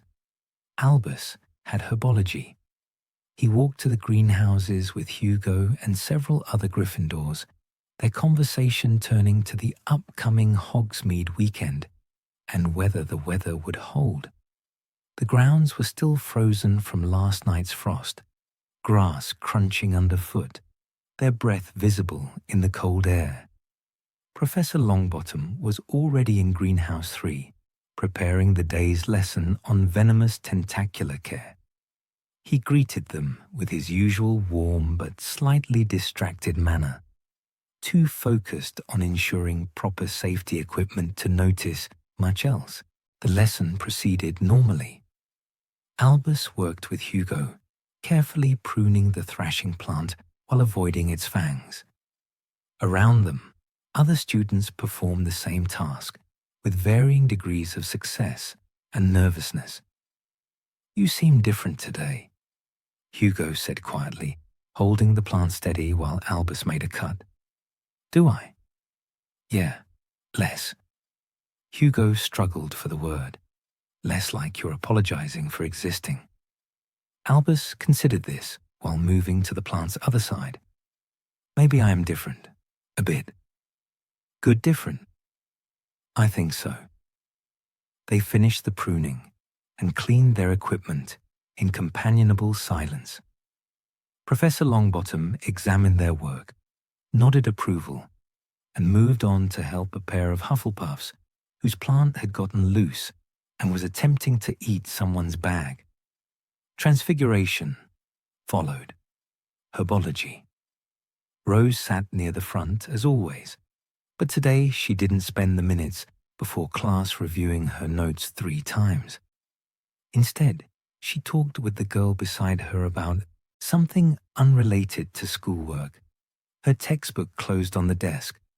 Professor McGonagall, older now, her hair more grey than black, but still formidable, began the lesson on conjuration principles. Rose took notes, but didn't fill 3 extra parchments with supplementary observations. She answered when called upon, her responses accurate and complete, but not embellished with additional information designed to prove comprehensive understanding. When McGonagall assigned the homework, 2 feet on conjuration theory, Rose wrote down the assignment and didn't immediately begin planning how to exceed expectations. 2 feet would be 2 feet. Adequate was adequate. The world wouldn't end if she simply met requirements rather than surpassing them. The girl beside her noticed. "You feeling okay?" "Fine," Rose said. "Why?" "You just seem, I don't know, different. Calmer, maybe?" Rose smiled. "Maybe I am." Scorpius had defense against the dark arts with a mixed group of 5th years from all houses. He usually sat alone, having learned that attempting to join others often resulted in awkward shuffling and forced politeness. Today, he took his usual seat, expecting the usual isolation, but Albus Potter slid into the seat beside him, setting his bag down with casual ease. "This seat taken?" Albus asked, though he'd already sat. "Apparently not," Scorpius said. Around them, other students noticed. Whispers started, heads turning. Albus ignored it completely, pulling out his textbook and parchment. After a moment, the attention moved elsewhere. Not forgotten, it would be talked about later, but no longer the immediate focus. Professor Clearwater began the lesson on Patronus charms, theory only, as they were still too young to attempt the actual spell. She lectured about happy memories and their role in combating darkness, her own silver swan. Patronus occasionally materializing to illustrate points. Albus borrowed Scorpius's spare quill when his own ran out of ink. Scorpius shared his notes when Albus missed something while searching through his bag. Small actions, but observed. By the end of class, the fact of Albus Potter choosing to sit with Scorpius Malfoy had been noted by everyone present. They left class together, still talking about Patronus theory. They'd all be back at Hogwarts for 4th year, for the Triwizard Tournament, for whatever darkness was gathering in the shadows of the wizarding world. But tonight, they were here, safe, together, full of good food and better memories. "Harry?" Molly's voice pulled him from his thoughts. "You're miles away again." "Sorry," he said. "Just thinking." "Good thoughts, I hope." He looked around the table, at the Weasleys who'd claimed him as one of their own. at Hermione, who'd become the sister he'd never had, at this kitchen that felt more like home than anywhere else in the world. The best thoughts, he said honestly. Later, after dinner had been cleared away and everyone had migrated to various corners of the burrow, Harry found himself back in Ron's room.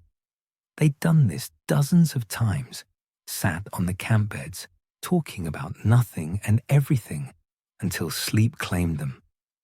But tonight felt different, heavier with meaning.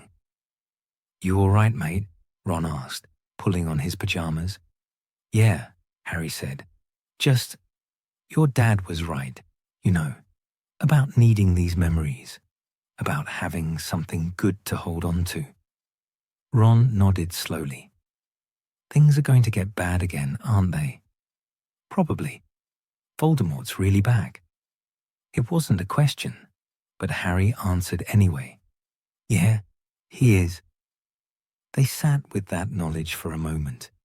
Two 14-year-old boys who'd seen too much darkness already, who knew more was coming, who were trying to find the courage to face it. "At least we've got this," Ron said finally.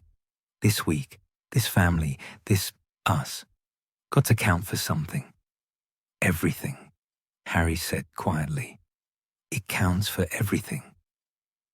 From downstairs came the sound of Fred and George's laughter, Molly scolding them fondly, Arthur trying to explain something about spark plugs to Percy, who was pretending interest while reading his book.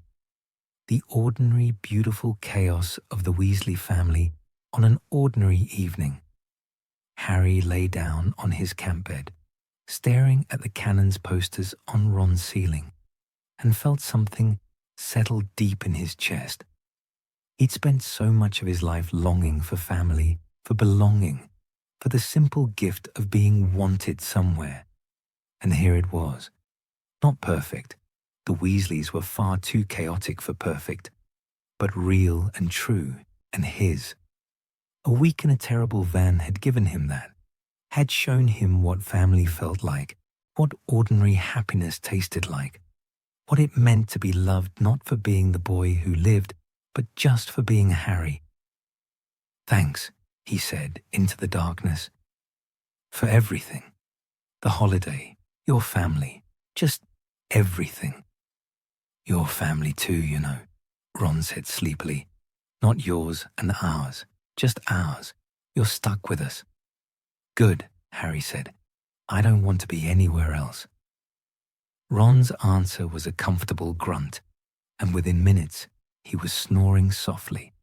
Harry lay awake a while longer, listening to the burrow settle around him, the creak of old wood, the whisper of wind through the garden, the distant hoot of an owl. Tomorrow would come, and with it all the complications and dangers of the wizarding world. Fourth year would bring challenges he couldn't yet imagine. The darkness Arthur had spoken of would gather and grow. But he had this now, this family, these memories, this knowledge that somewhere in the world there was a crooked house full of red-headed people who loved him, who'd take him on ridiculous holidays in terrible vans, who'd break down in the rain and make it perfect anyway. It was enough.